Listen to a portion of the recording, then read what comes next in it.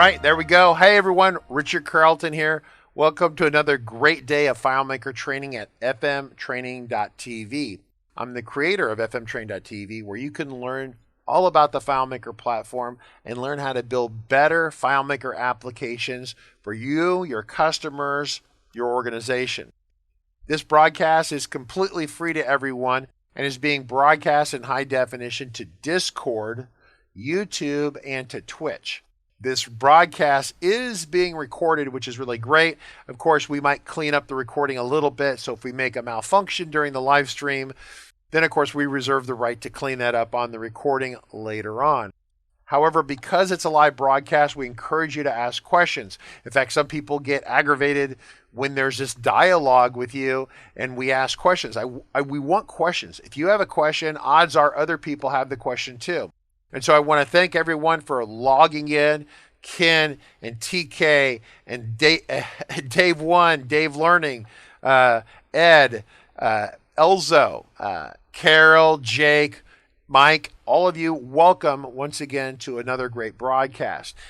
Now, as a reminder, if you want to check out the upcoming broadcast, go to fmtraining.tv, press the left tab for the live button. You can see the upcoming broadcast schedule. That's pretty awesome. Additionally, if you want to help support this channel, right? We always say this, this broadcast is brought to you by fmtraining.tv, bringing you the greatest and the most entertaining FileMaker training videos available. So the idea is that if you want to help support the channel, make sure you check out our on-demand video bundles. We have videos that cover the latest version of FileMaker. We have videos that cover the deploy course. In fact, we used to sell the courses individually. Anymore, it's just much simpler to sell a complete bundle for a low price. We do this on an annual basis. So if you buy one of the bundles, that really helps support the channel. It ensures that we can keep coming back every day, because this broadcast actually takes a lot of money to run. The people here don't work for free. Welcome to fmtraining.tv, where we do really great FileMaker stuff all the time. So welcome everyone to a day. We're going to play our game show thing here in a little bit, but it's not as game showy as I'd like to make. I'd like it to be a little bit more fun. I'm over here on this side of the screen today, so for those of you who are like, hey, Richard's not looking at me. So when I look here, I'm looking at you folks talking to me. I look over here, I'm like my presentation computer. So we're going to try this for a little bit. The problem is I'm looking off the screen, right? So as I look this way, I'm looking off the screen, which is this bad Hollywood. So normally what you do is you hit the inverter button, right? So then you're inverted. He's inverted. Today is an awesome day because we were going to cover the book. The book is coming. It just needed a little bit more refinement before I turn it loose on everyone. I do want to point out that if you are interested in a very narrow window, the upcoming broadcast schedule is today, tomorrow is certification training. I think it would be really great as we go through today and tomorrow that if you see topics you would like explored in more detail, don't put it in Discord in our live conversation, because it's not going to get caught. You need to send it to support RC Consulting, and just goes there. Today and tomorrow is certification, but basically my definition of certification is you got to kind of mostly know the platform. And so what we did is we've taken what we've known about the certification test, take what we know about the 19 certification test, which isn't really being called 19. We're going to roll that into a couple days. Realistically, we could spend a week on it pretty easy. Real easy. And so I'm going to try to keep it motoring along. We'll cover that. So Thursday and Friday this week, we've got Christian Olson, who will be doing add-ons. And I mean like step one for Bunny, right? Hopefully that's, if Christian's here, he's listening to that, or maybe not. Step one for Bunny, right? Turn on computer. Step two, pick up your mouse, right? Step three, right? Have an idea what an add-on is, right?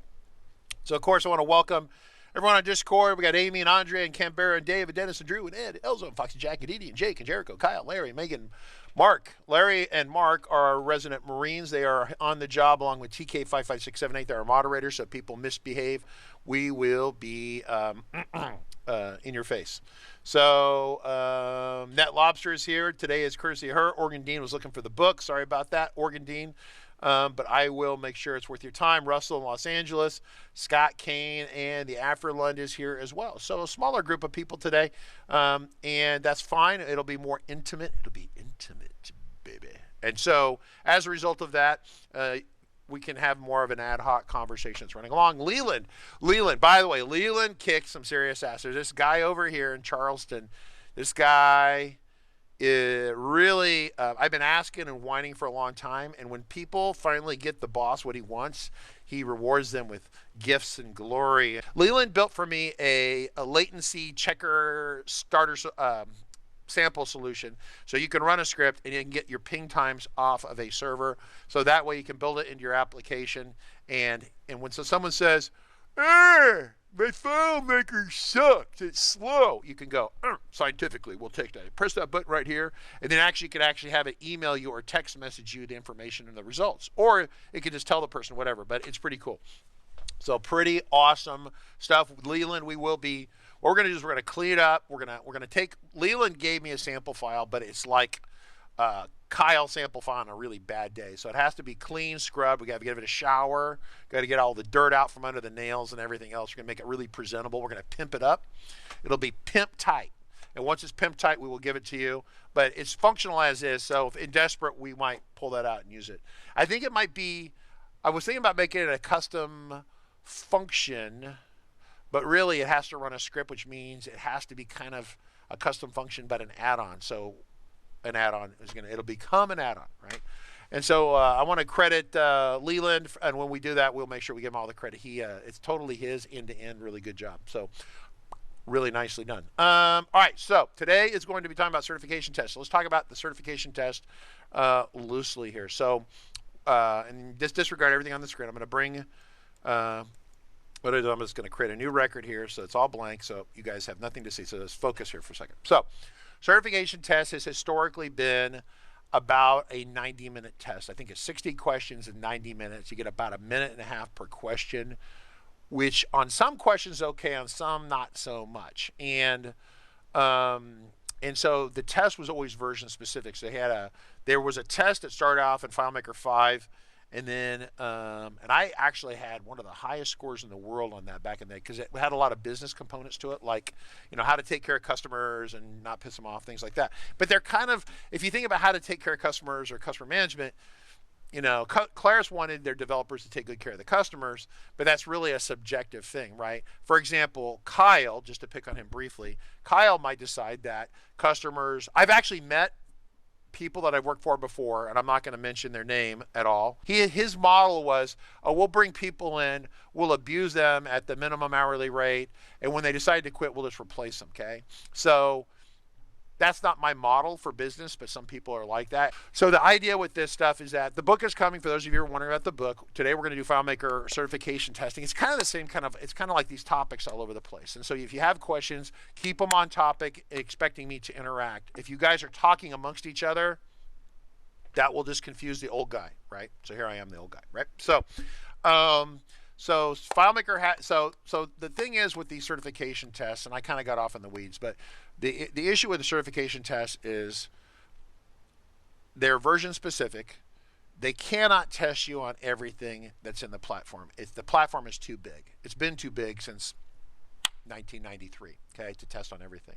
And so what Claris does is they take their finger into almost everything, even some things that you're like, that was stupid, and then they ask you a couple of questions, but the questions are not ones you really can fake, right? So if like, hey, it's multiple choice, right? How hard can it be to get multiple choice? Well, really a passing score is somewhere between a 50 and a 60%. I don't know exactly where it is. I think it varies based upon some really advanced math from version to version.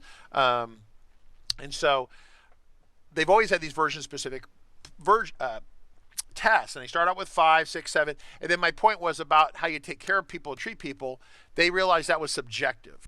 They came out with this official test that's like very like how to take care of your customers, all very black and white, right out of the technical parts of the test. So there's nothing in there about taking care of customers, things like that. It's all about I would say realistically, you need to know almost everything, but you need to know the most common. They're not going to test you on the get function for the content size of a window, right, or the color depth of a window.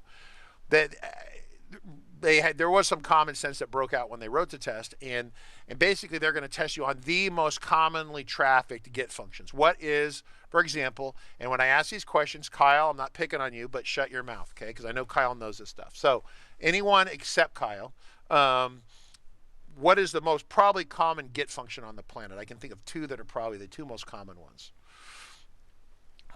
Get current date. That's one. And what's the other one? Get get lost. Yes. Found count. Okay, there's three then. I would say that get current time, get found set, and get last error would be all those. You should know those, right? So that's kind of an example, right? So script triggers the same way. There's a bunch of script triggers. You really should know loosely how all of them work. You should be really intimately familiar with the most common ones, right? So and get script parameter, there you go. So there's like 4 of them that they're in there. And when you say them, I'm thinking back to the tests I've seen over the years, and I'm triggering whether they're there or not, right? So I have prepared a bunch of topics here. I have no idea how long it will take us to get through this. No idea how long it'll take us to get through this. It's 2 days, so and I'm going to present these kind of randomly, and I will provide insight along the way. I'm not going to actually quote the questions and give you the answers. I'm going to tell you the material you need to know, and not just kind of like I heard Richard mention this once. That's not going to be good enough to get through the test, because the tests are constructed in such a way they will take one or more of these topics, mix them together, try to screw you up, and then give you answers that are potentially make more sense than the actual answer itself, and we'll get to that. So I'm going to jump into the first one here. So master detail, right? This is a fairly new feature. So if you think about what Claris would like to test you on, master detail makes sense. You should understand master detail. You should understand the mechanics of how it works, and there are a couple get functions that are interoperating in there with it, and they tweaked a little bit to make it specific to master detail. You should understand how those work. Very, very, very good. And of course, I would just cartwheel here and say the other one that we talk about quite a bit. Nick has to beat this one to death right here. Nick has beat this one to death. The other one is card style windows, and not just card style windows. Remember, card is the 4th kind of window, right? So what are the other kind of windows, and what do they kind of do?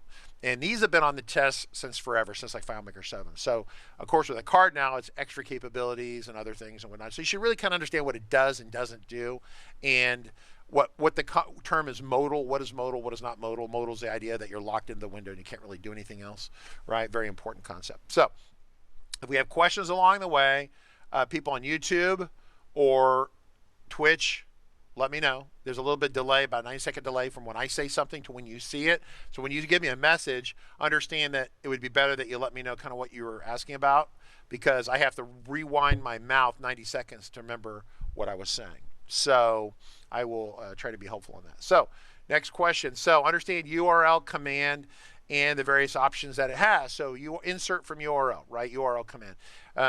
It's not just you can insert HTTP. There's a whole bunch of things you can insert in there. You can do all sorts of things in there. That's like quite a large list of them. You can do encrypted, non-encrypted. You can do FTP. You can do all sorts of stuff. And so you need to know that list is, and kind of have a concept on that. Now, understand that we're going to go through all this material. You don't have to know all of it to pass the test. You just have to know more than half of it loosely, right? I've seen people pass and get a pass on 55 or 60%. So just keep that in mind. We're going to get there with David's question right there. I'm going to ignore David's question. I'm going to keep going because it's going to come up here in a second. Understand summary fields. Now, this is very important. And it's one of those things that I kind of finally realized about a year and a half ago, because I was training on it. And it occurred to me that Claris had woven a basket of doo-doo, okay? And because the product is organically created, it doesn't do everything in the most logical way it should, but it is what it is, and we all love it because it solves our problems for us, but so we have to learn those idiosyncrasies. If you want to get summary data, so think about it. The word context is going to come up quite a few times today. Context, right? What is context? Context is what layout you're on, what your found set is, what your sort state is, the record, all that kind of stuff. And so if you want summary data from a local table, so you're on a layout and you want a summary of that local table from the found set, Summary fields do that. What if you want summary data from a related record? How do you solve that problem? That's a sum function. What if you want summary data from a return delimited list or a delimited list? This is so important because this it's kind of like context. So Claris should have, when they did summaries, they should have created one way of doing summaries, and you would direct it off to found set, related records, or delimited list. It doesn't work that way. They have two different tools for doing this. We've covered this in great length. My job is not to teach you all this today because I don't have 90, it would take at least 90 to 100 hours of me being here to teach you all this. Why we have the paid video training course, which if you conveniently want to know where the paid video training course is, you can come to our training here at fmtraining.tv and you can dig into this in much more great detail. That being said, you need to understand these three. We've talked about these with Nick in the live streams once again. So if you want to have us go back and talk about some of these topics, send an email. Just pop up an email, start writing it to support@RC Consulting. If you want to attach it to CEO or Richard or something like that, it's totally great. And that way we know where you're more interested in diving into. Understand the context, right? Once again, I mentioned context. So if you're on a copy of FileMaker Pro and you're in a window, you have a context. If you have another window, it has another context. You need to really understand how those two contexts interact, or if they interact at all, and what they are likely to do. For example, you can have be in a record and get a record lock error, and you're editing in one window, and you try to access the record in another window, and it gets an error because you've errored it out on yourself. Or you could get that error from someone else who's on it on a hosted solution. So you need to understand context, and that's kind of a big deal, right? Understand the big deal. Context difference in client and PSOS. So how does PSOS work? We've talked about PSOS before. So when Nick says, "Oh, I'm going to cover PSOS," I kind of let him go, but it's not as if we haven't talked about it at great length. If you go into our training and do a search of PSOS, you're going to come back with a lot of content. But people miss the content. Sometimes we articulate it differently in a different live stream, and it helps people like that. So what you're going to find out in the world of FileMakers, a lot of topics. There are some high traffic areas. It's like if you have carpet in your house and it's a high traffic area and it gets dirty faster or wears out. And then there's areas where people almost never go, like a get function on the color depth of your disk monitor. I mean, how many people have ever used that? I used it once 20 years ago. So understand the differences. The PSOS is a high traffic area. What is context? High traffic area. Found, set, sort. If you call PSOS, what does PSOS get from your context, right? That's actually on the test, without a doubt, that they will beat you on this thing, right? And they'll give you some answers that make. Here's the thing with the test: they will give you answers that make way more sense. If you don't really know it, like you kind of know, like you heard Richard mention it. Richard mentioned it, and I could take the test. If you've been paying attention to all our live streams, you actually might be able to take the test and pass it. Okay. That being said. They try to jam you up with answers that make more sense than the real answer, right? And when I get to one here in a little bit, we'll dive into that. So script parameters, script results, mechanics of parsing tests back and forth. So, and this is going to segue into triggers here momentarily, which is what David was asking about. So script parameters. So a script can send a message to another script. It's a string of text. That's it. It's like a single string of text. And how does that work? And back and forth. So a script parameter goes one way, a script result rolls backwards. They're basically the same thing. One rolls forward in the stack, one rolls kind of backwards. What is a call stack? I don't know they use the word call stack in there, but you should know that. It's the sequence in which scripts will execute, right? I'll go back to my notes and my personal notes, which I never wrote down, but you get the idea. Go back to my notes and see if I made any mention about call stacks. I don't. Yeah, they do talk about call stacks briefly because they talk about the script debugger. So for example, if you're in a script debugger and you're watching things and then you want to edit a script, what will happen, right? That's an important one because you can't edit a script and save it while a script's running. It forces the script to stop executing. Okay, so kind of an important one. So here we go. This is David's question. Script triggers and understand their order of execution. When I study for the test, I go through all the script triggers, but there's like 20, 17, 18, 20 of them, whatever there are. And each one of them has their own little peculiarities about them. Some are pretty straightforward, but you want to look at the most common triggers Yeah, we have a really great, in our video training, we have a really great diagram for the order of execution. But basically, it does, the way FileMaker works, it orders up, it starts file level triggers, then it does layout level triggers for entering layout, then it does object level triggers on the layout, and then it kind of goes back out. It's the idea of releasing or saving those objects, then saving or releasing the record, and then saving or releasing the file. So there's quite a few triggers here. You don't have to memorize them all, but you need to understand the high traffic triggers. What are the high traffic triggers? Okay, Kyle, you can vote on this, but don't overwhelm the Slack. So what are high traffic triggers that people like to use? Let's see. Andrea, Kyle, open first window. Yeah, that's a startup script. Referred to as a startup script, but I don't think Claris used that term. On layout enter, that's a high traffic one, correct? David's kicking in. On layout keystroke. Layout keystroke and object keystroke, those are going to be tested. You need to know how those work, okay? So let me, on record loads another good one, okay?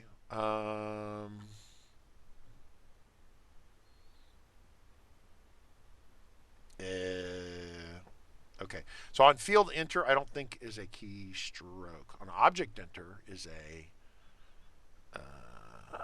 on layout, on field, no, it's on object, right? I think, pretty sure. So that's the trick. See, Andrea did a good one here. I'm pretty sure okay, so where do you learn all this? If you see the material right here on the screen, how do you get more information on this? Everything you need to know to pass the test is in the help, at least in terms of pro help. They do ask some questions about Go. They ask some questions about Server over the next day or two. We'll cover all that. But if I do script trigger, and it comes back with script trigger, oh, I spelled triggers wrong. Let's try that. Script triggers for objects, right? So over here, where's the script triggers for objects, script triggers, setting up script triggers. Okay, here we go. So there is no on field enter, right? So this is what I want to point out, okay? So Andrea, I'm going to pick on you only. Andre, depends on what location and what locale you're in. So that is a really good kind of thing that Claris would pull. So Andrea puts in Discord, and I'm going to copy and paste this into another area. What put right here. This is really a good one, and I'll tell you why it's really good, because it makes more sense than a lot of stuff that Claris might try to do. So I'm going to put this one right here. This is the one right here. For those of you who see this, I'm going to put it in there so you can paste it in there in the other Slacks.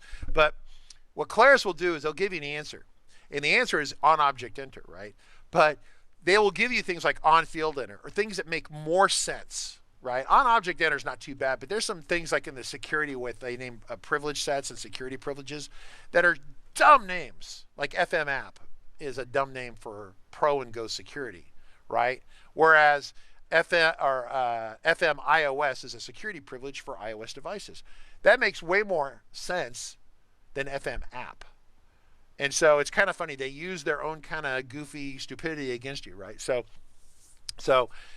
Anyway, yeah, so these are all in here. These are the other part I want to point out that will be tested on is the execution. And some of these are pre-triggers, some of these are post-triggers. I had to teach one of my junior engineers who's brand new with us for 4 months. They just thought triggers were triggers, and there wasn't any concept about pre-post. And they were mixing pre and post together. And I had to explain to them, go watch the videos on pre and post. So the idea with a pre-trigger, real quickly, is that it occurs beforehand, and it gives you the object of aborting what triggered it. So that's on the test, right? Guarantee that'll be on the test. It's been on the test since forever. The mechanics of it don't really matter from this conversation. I'm telling you, you need to understand what a pre-trigger is, and what you do is, if you really learn this, you start to see some of the weird funkiness of the FileMaker platform. You're like, yeah, that sucks. And so what it is, for example, on keystroke, on object keystroke, or on layout keystroke are super useful, okay? But they don't generally work on WebDirect because they're too processor intensive. And they don't really work on Go unless you have a keyboard on Go, right? Which most people don't run around with keyboards. Once again, I mentioned this yesterday. If you have a keyboard on an iPad, then probably you just should have a laptop, right? So, and so you can't really assume that you have a keyboard on an iPad as a general rule. So basically we're talking about Pro, right? Pro users, right? And so the keystroke is if I press the letter A, then it can trigger the script, and the script can say, hey, what was pressed, right? What script get function to use for that? You better know that one. How do you test for the A? Oh, is it an A? Do we want to allow the A or not allow the A? Okay, right? Very important.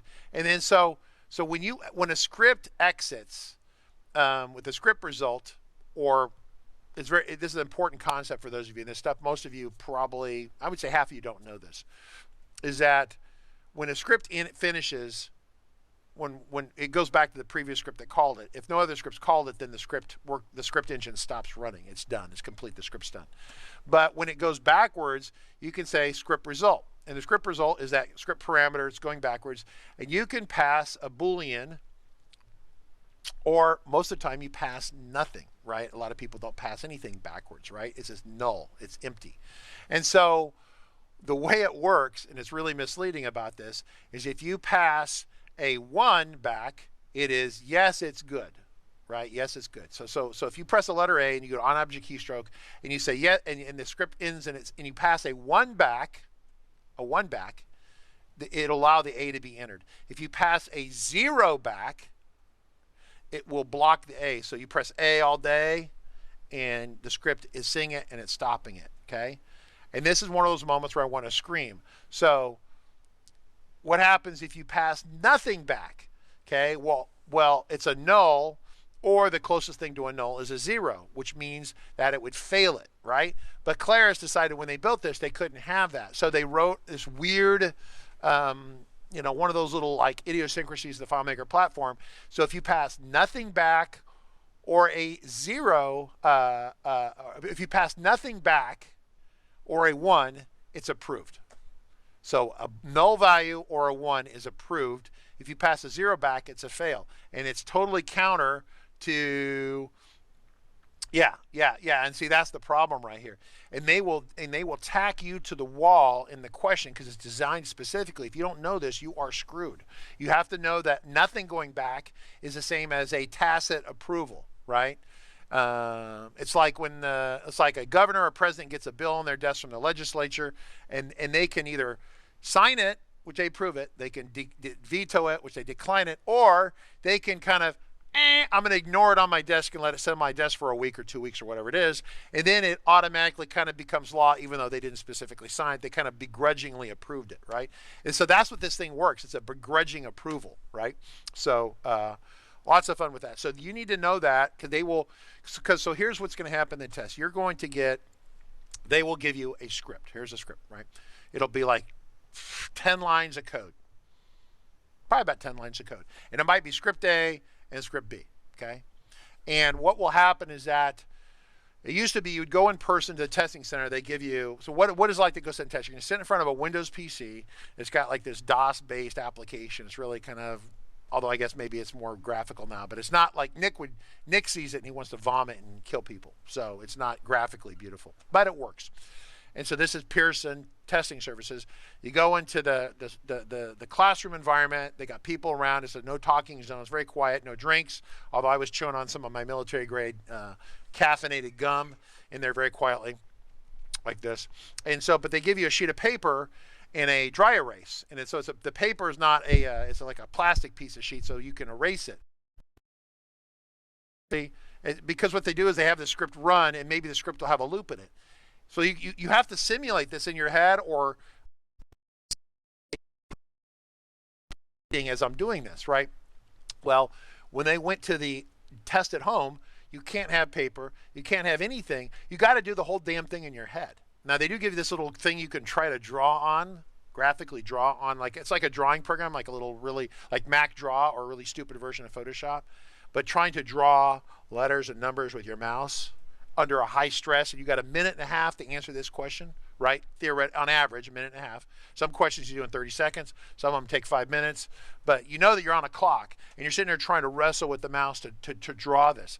So you've got to kind of run the script in your head and go, okay, because it's you got variable t, x, and I, for example, or whatever it is. And at the first iteration, t is this, I is this is this, and you got to kind of do this in your head like 5 times, right?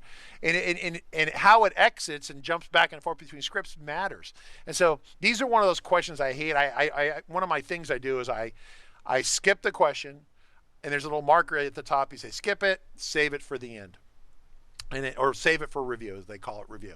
And so then when you get to the test, it'll say, hey, you've not answered these 5 questions. You have 5 questions or 8 questions in review, and you can just focus on those until time runs out, assuming you don't complete it on time, right? So, so you have to kind of be able to it's not like does FileMaker Go work on Android? Okay, they don't ask any questions like that. It's all what they do is they mix 2 or 3 of these things together to get you. They would mix the script triggers with a keystroke, with a pre-trigger, and then they would mix up the 0, the null, and the 1, and try to jam you up. And then they'll say, at the end of this script running, this variable will be value 5 or 8 or 3 or 1, that kind of stuff. So am I trying to scare you? No, but you better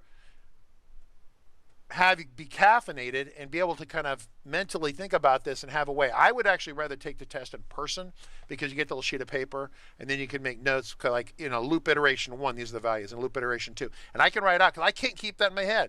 I technically have a learning disability. I have certain, really, as some of you can tell, very good at doing some certain things, and some things like reading music. For example, I play a horn, but I cannot sight read worth a flip. I very slowly, because I see the symbol, it has to go to the dictionary, find it, and bring it back. It's very, very slow. I've been tested, it's really slow. But other things I do, I'm off the charts high end, like almost autistic a little bit. So people are like, he's autistic. Okay.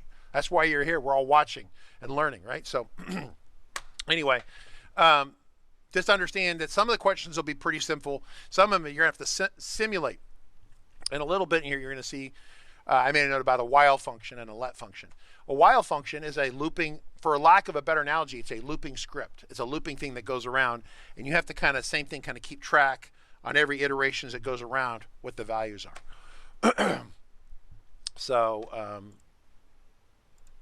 anyway, so pre-trigger, post-triggers, with the common triggers. Everyone here already identified the common triggers. Kyle's about to tell us how he does it in his head. $100. Go, Kyle. 3 possible results that can be a pre-trigger, can pass, back, approve, cancel. Yeah, so we just mentioned this one, right? So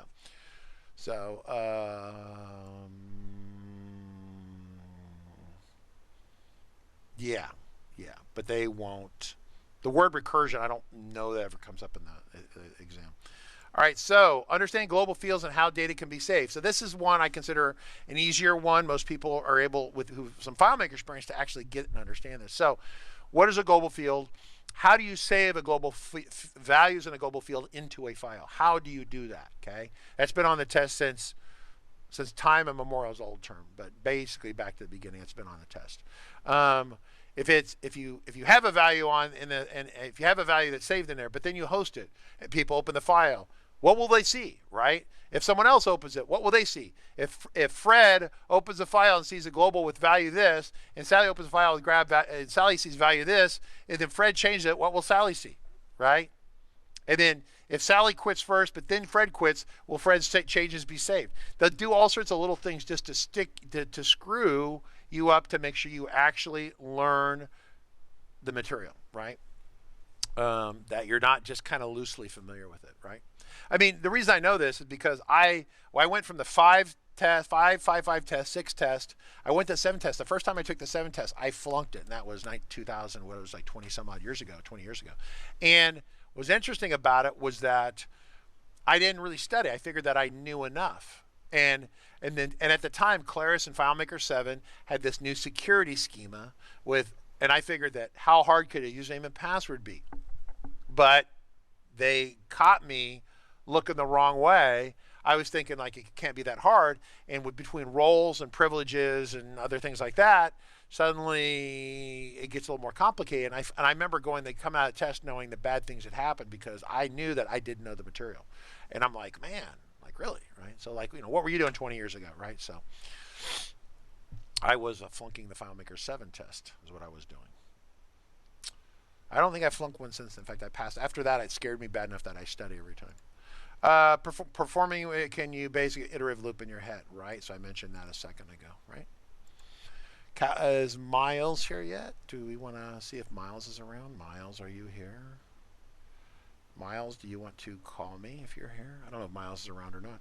FileMaker Go. Okay, so let's talk about, so far we've been talking mostly about Pro. So how much are they going to test on Go? Basically, the low-hanging fruit on Go, what makes it special. So Go has a touchscreen. I don't remember if they talk about that too much. But they definitely bang away on the most awesome feature of FileMaker Go, which is insert from device. And what is insert device and where? Oh, well then why don't you call me on Slack real quick? We'll make sure everyone can hear you so you can come in. Because I need to be able to take a drink, and I need you to like fake and talk to people while I grab a, because I'm going continuously like a DevCon presentation. So, and we have questions along the way. And so once again, Andrea, definitely don't feel bad about putting that in there, because it's a perfect example of, you know, just enough to get yourself, you think you know the answer, but you don't. And I'm not in any way picking on you. I'm really glad when people are honest, like me, telling you I flunked the test 7 test, okay? If anyone here hasn't flunked the test, probably you will at some point. Miles, are you there?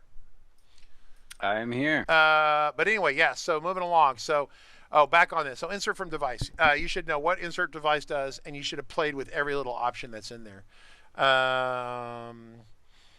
So that would be, you know, images and signatures, and then they added some additional signature capabilities in there. They also have barcodes in there, kind of what barcodes in there. There's a huge ass list of barcodes. You don't have to know all of them, but you should generally kind of, I don't know if they test on that or not, but you should generally have a pretty good idea. There's 1D barcodes and 2D barcodes, but they don't really, yeah. But you know, the camera and the video and this and that and the other thing, you should have played with this stuff quite a bit. Printing on FileMaker Server. So Claris added the ability to print on FileMaker Server. I don't really think it prints, but it does do. But the print engine was installed on FileMaker Server. I'd have to go back to this because remember, this is year 31 for me right now. I'm in 31 years doing this, and printing never worked for a vast majority of my 31 years on the server at all. And they added it like in 16 or 17. Or maybe it's 18. Whatever, they had the ability so you could kick out PDFs from the server, right? And so the print engine is there, so they PDF generation, but I don't think people really print off of it. Yeah, I mean, it's pretty recent. Kyle saying 18. I'm like, yeah. The problem is when you do, listen, when you do, okay, Mary Margaret, just excuse me. When you do shit for 30 years and then Claris changes it, it's like moving the furniture around the room. That's hard on old people, right? So I'm not Megan. I don't have green hair, although I got to get some green. We'll go do green next. We can do green next week together. That would be awesome. No, you can kick. Okay, so here's the. Okay, I'm just going to answer Moki's question real quick. He goes, I didn't know that you could have a server kick out a PDF. They had to add it because people are using WebDirect, and WebDirect isn't a real client. WebDirect is this browser fakey thing that goes on, and the server's doing all the work, and they wanted people still to be able to kick out PDFs. The limitation is that the fonts you have access to are only the fonts installed on the FileMaker server, and frequently that's like 4 ugly fonts on Windows or something, right? Or on Linux, whatever it is. So you have to figure out if you're like using a super corporate font, like Apple, Garamond, or something like that, or whatever it might be, that you have to make sure that font is installed, and FileMaker server can see that. So, so anyway, yeah. But once again, that's PDF creation. I don't think it actually prints. I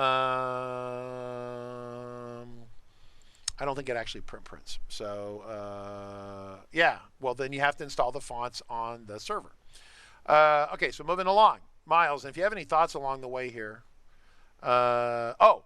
Miles, do you do much FileMaker Go stuff? Go, yes? Not in general, not really. It just depends on which clients because each of my developers get like random magical sets of customers. Then basically, if the engineer has to be available and the engineer has to have a relevant skill set. Not every customer wants WebDirect or Go or whatever. So what are the modes? What are the 4 modes, Miles? Browse mode, layout mode, find mode. Sorry, Browse Preview. mode, layout mode, find, and preview mode.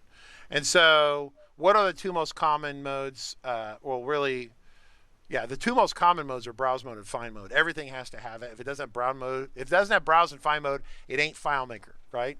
Then the next mode that we use all the time, only in Pro, is layout mode. I don't think they test on doing development on Go. I think that's such an obvious thing. They don't bother with that. But for example, WebDirect doesn't support preview and doesn't support table view, I believe that to be the case.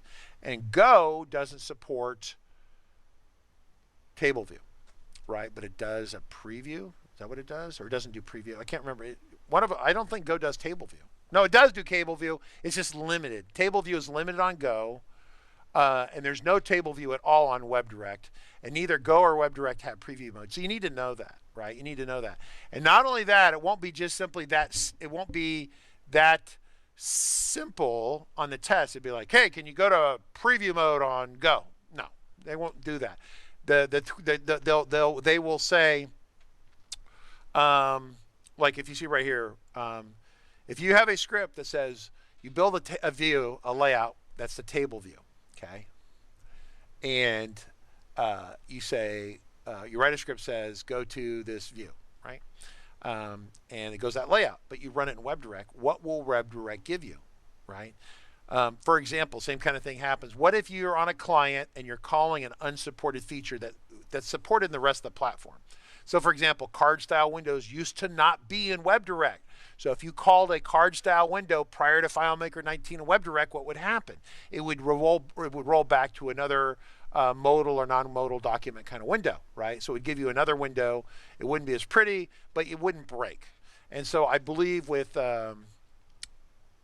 WebDirect and Go, you need to make sure that if you go to an unsupported mode or a layout that's set a certain way or formatted a certain way. So you got actually two. You got modes that are supported, not supported. Then you have layout formats, like right up here. I don't know if you can see it, but you have view as form, view as list, view as table. And so this one right here is not supported in WebDirect, and it's halfway supported in Go.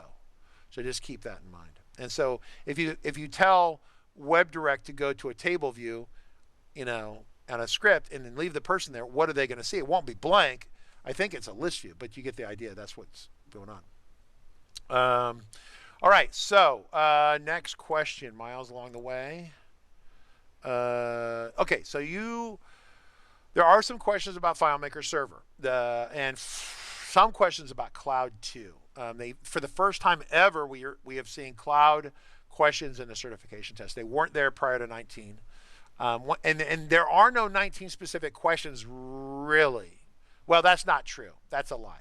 They ask you about things in 19, but they will be things that exist in future versions as well. Does that make sense? So they're trying to make it, one of the things that's come up is, Claris doesn't want to waste time making a test for everyone. It's really dumb because they should just outsource that and have some consultancy build it. I mean, I guess you could give it to Soliant and have them do it, so they're the ones that always do this, but have them do it and administer the test, and then Soliant can make the money on it. But Claris wants to do this, and the rub is, of course, is that they don't want to do it every year because they're kind of trying to be more efficient and make more money, spend less on developers, whatever the issue is. Because it used to be that there was a big concept about we're going to have a developer certification test and we're going to have a server certification test, right? They were thinking about all these other tests. And now it's kind of gone the other way. New management team, and they just want a simplified test. So if you get tested on this new version, then will you ever have to be certified again, or are you just certified forever, right? So I don't know what their strategy is, and they haven't, to be honest with you, have not articulated it yet. So I don't know what the plan is for like in a year, right? So progressive backups, incremental backups. This is part of the server conversation. So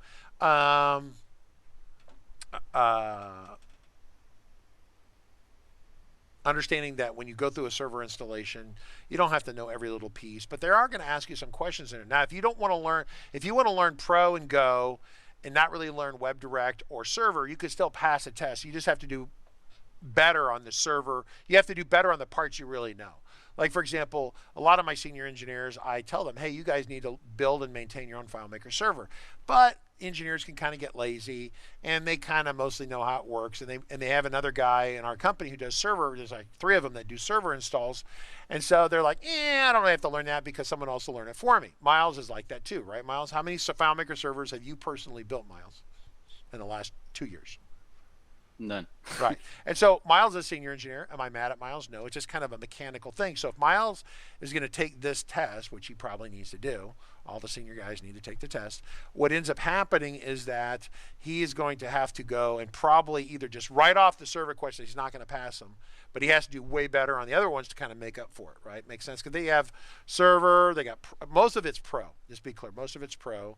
Then you have some server stuff, and guess what? In there's some ODBC stuff. You're like, what? It always drove Nick nuts because Nick hates ODBC. I hate ODBC, but I had to learn it to get through it. But it's just like, oop, the wrong button. I want to make this big.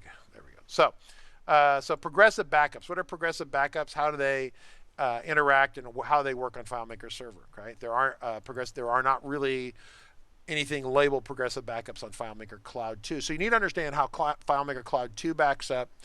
How often does it make a backup? How long does it keep the backups for? And how do you permanently retain a backup? Those are all things you need to know how to be able to do. Same thing on FileMaker Server on the Mac. Layout parts. Let's talk about layout parts. Something that we all take for granted, none of us ever study.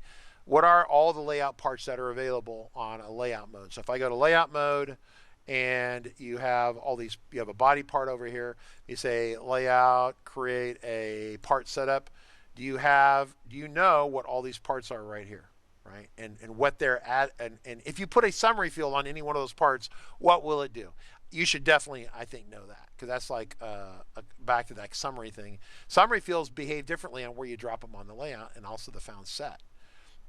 But summary fields themselves don't do related data, for example, or delimited lists, right? So it's kind of one of those sort of things. So you need to understand that's like a real obvious one, because people love to use sub-summary parts, and what do they do? But what if you put a summary on the very bottom? What does it do?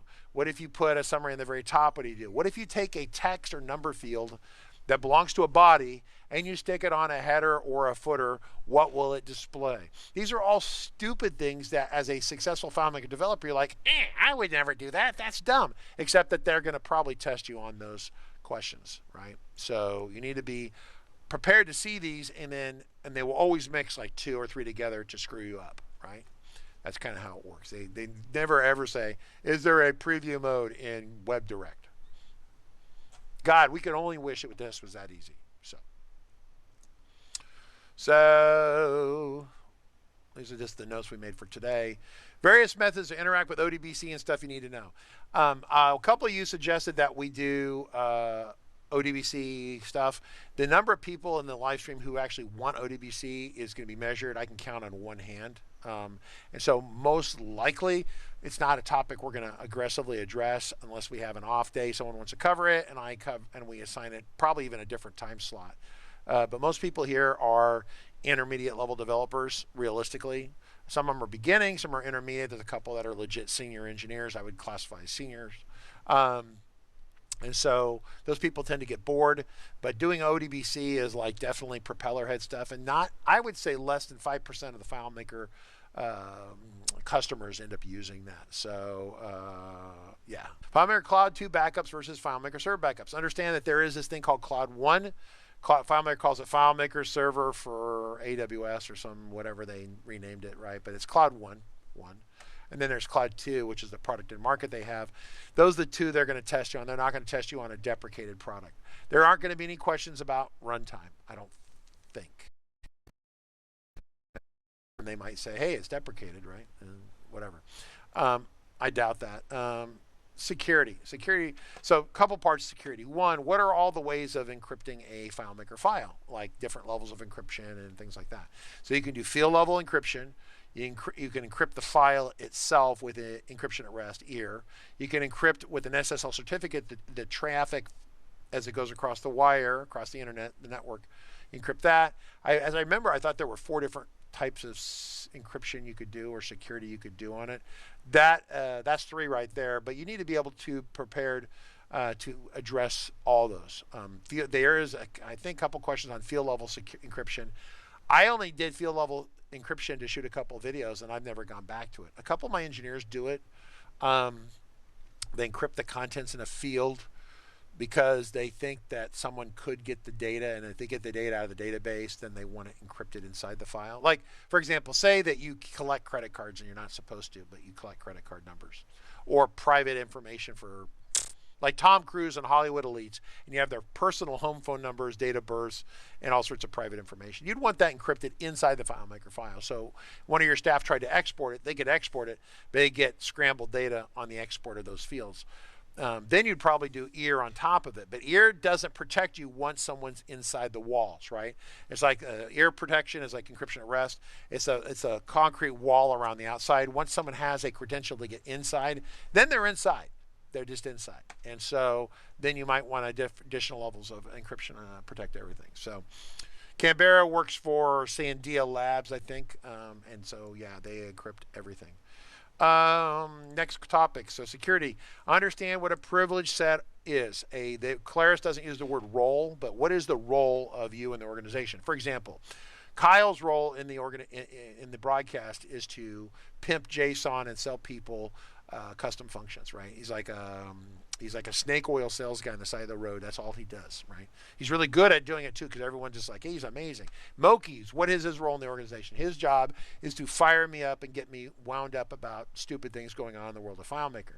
And I think he actually gets paid money by people to do this. And so these people have roles. That's a role. So in a world of security in FileMaker, you're going to have a salesperson, you might have a manager, you might have tech support, you might have a warehouse person. They would have different roles, they'd have different security. That's not the same as an account. It is something that someone individually is specific to them, or it should be.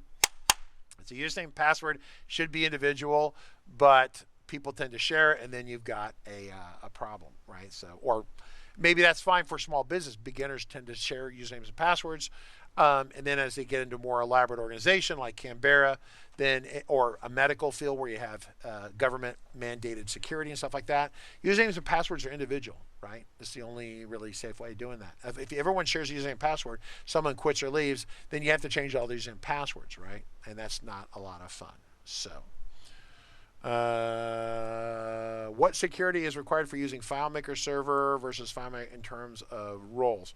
So FileMaker Cloud, which is 2, has that new kind of Claris ID Active Directory stuff. I remember they asked a couple of Claris Cloud questions, but it wasn't a ton. But you should generally have if you're going to learn, if you want to get 100% on a test, you have to go through, understand the backups of Claris Cloud, and understand how the security works with Claris Cloud. I don't know that. Remember that I think the total number of questions they have, so what Claris has is that they have a pool of like 200 questions, thereabouts, I believe. This is not a secret. When I took the test, the beta test, I had to take the 3-hour test. I saw all the questions. Problem, then your mind kind of tends to leak, and so you don't remember really what they are. And I'm not supposed to share them with you anyway. That's not the point. I'm giving everyone a steer as to what to study, and nowhere in here is I saying this is the question, this is the answer, because it's not generally that simple. They mix things together. So, but if you were going for 100%, you would want to understand. I would install Mac and Windows, practice installing those, understand the moving pieces of that. I would understand Cloud 2 in terms of security and also what the backup options for it. That's important. The Cloud 2 basically is kind of this active directory stuff. They don't call it Active Directory, but for those of you who don't use Active Directory, it's kind of Active Directory. So your username and password is assigned to a person, and there's a security system that applies it to all the databases and all the machine logins and things like that. It's really, if you can get past the fact Microsoft and they do stupid stuff, it's actually kind of neat. And the Cloud 2 stuff, I kind of like that level. It makes managing a bigger team much easier. Say for example, someone leaves the company, then you just say that you shut down their credentials. They can't get anymore, but they have their own username and password. They're not sharing it with other people. So it may change. Oh, someone loses their password, then you just change their password, or they get hacked or something, and you change their password. You don't have to disrupt or derail the entire operation. It's really quite nice.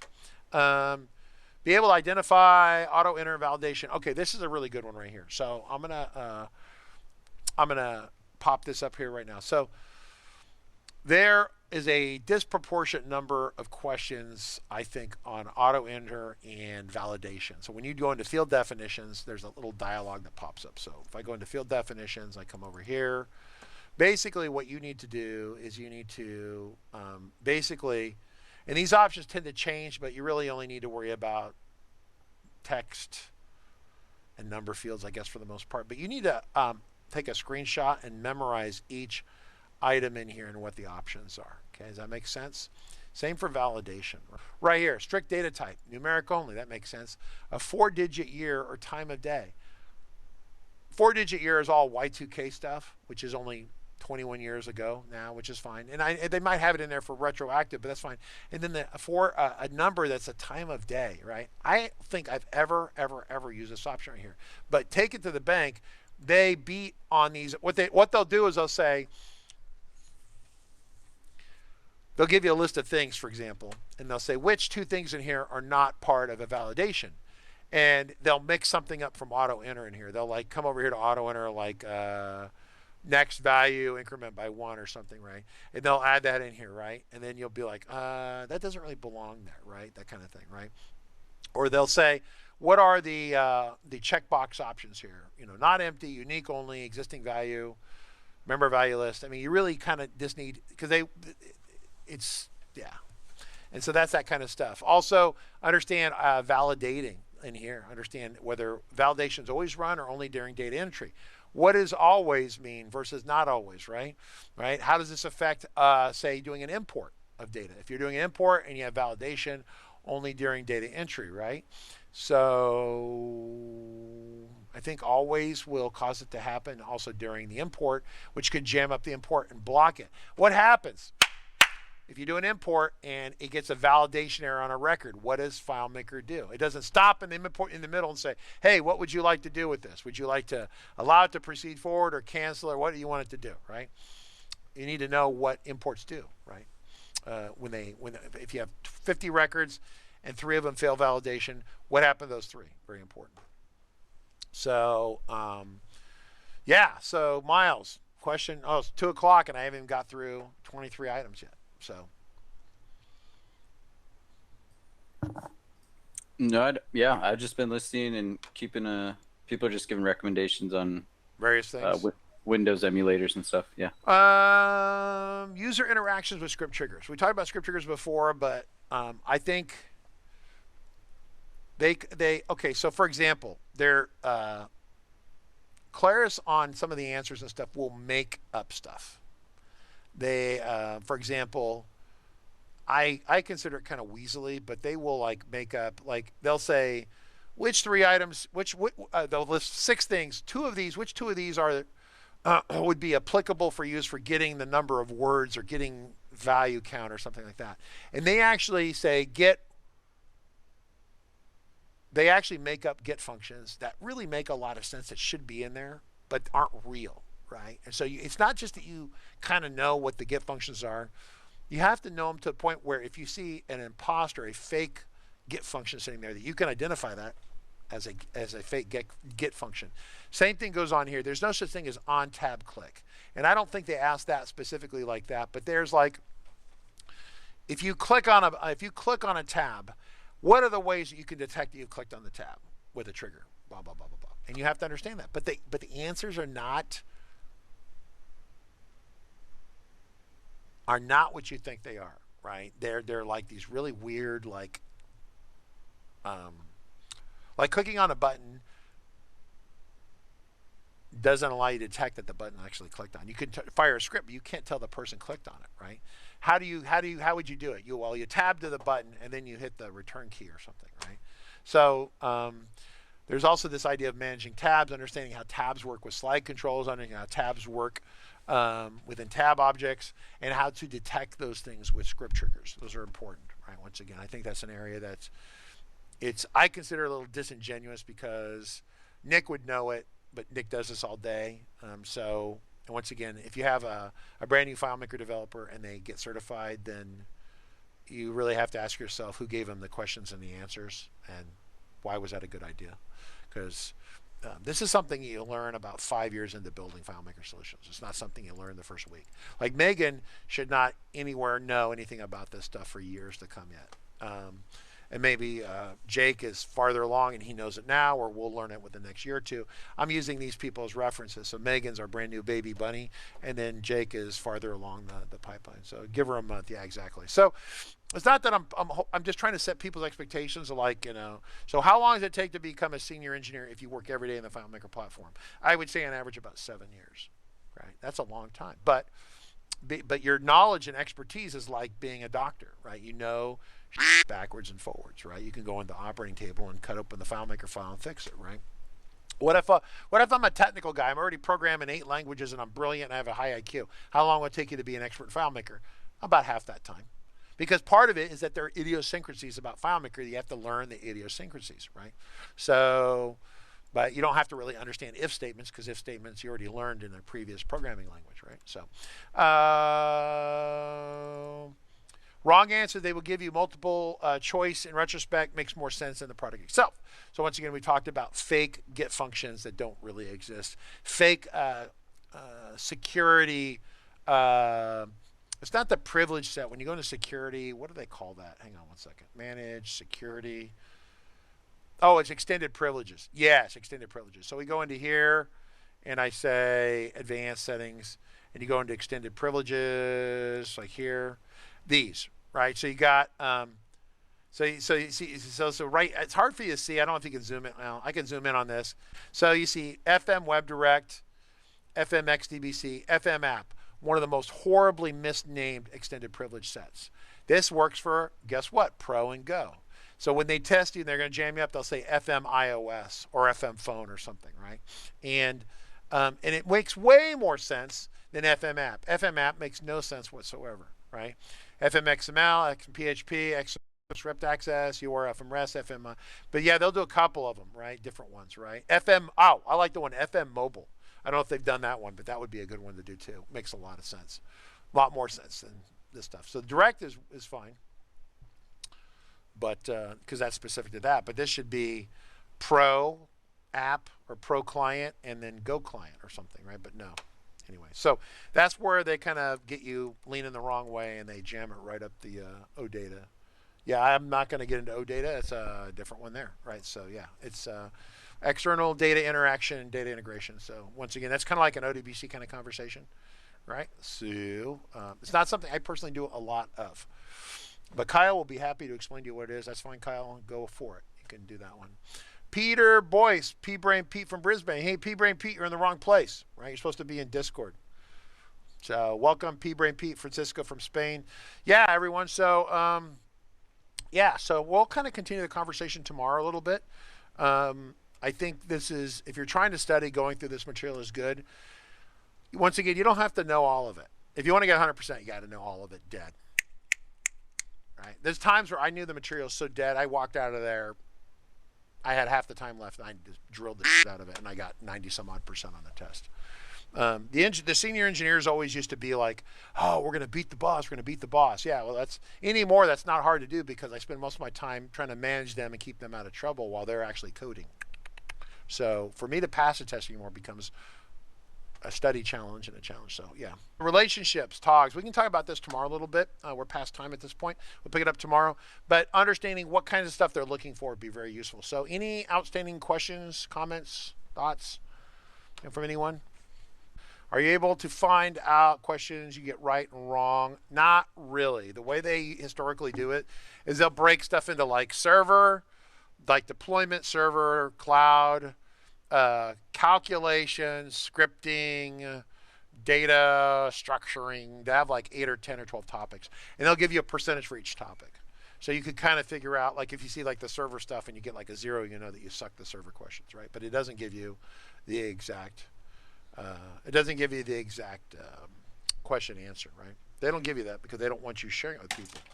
And while I could share more, this is the legal side of what I'm going to share. And at the same time, if you want to take it, pass it, then take it and pass it, right? It's not required by most places, and it's nice to have. But they got people out there who were really, like Nick Hunter would have a hard time.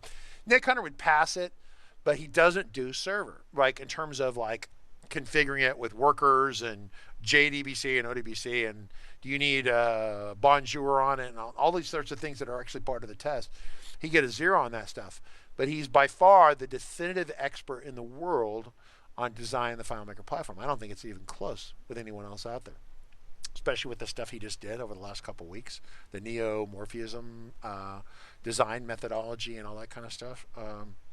There's no one who's even close with what he's doing. And so how do you say that he's not a certified guy, right? Well, I guess he's not as well-rounded as you might want him to be, but I think he'd pass the test. He'd get probably 70% on it, and he'd chunk the ODBC stuff, any OData stuff.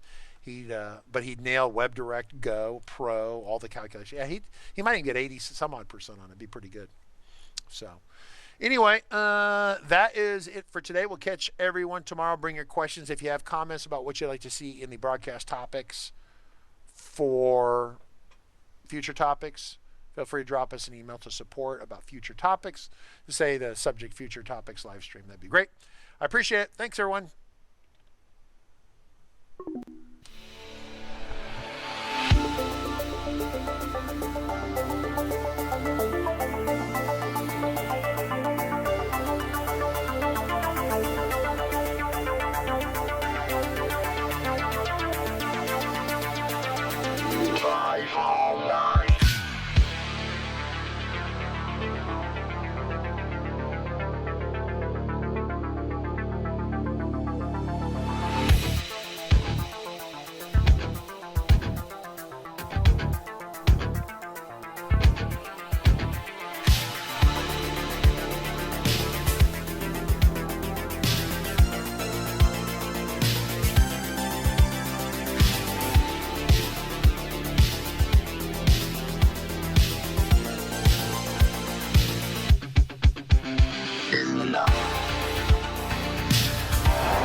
And the guys just stepped up the whole way. Calm, cool, collected the quarterback.